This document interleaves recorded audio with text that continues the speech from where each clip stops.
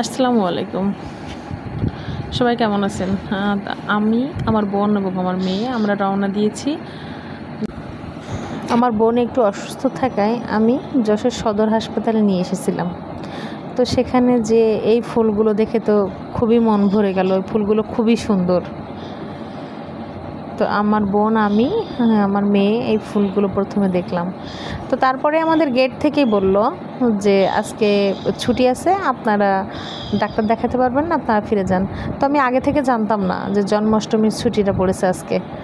তো আমরা হাঁটা শুরু করলাম সামনে থেকে গাড়িতে ওঠার জন্য।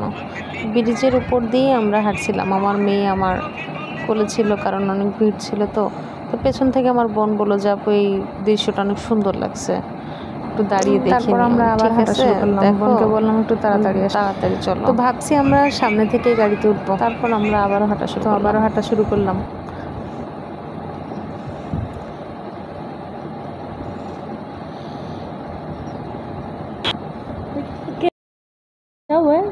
তারপর আমরা আবারও ইজি বাইকে উঠলাম।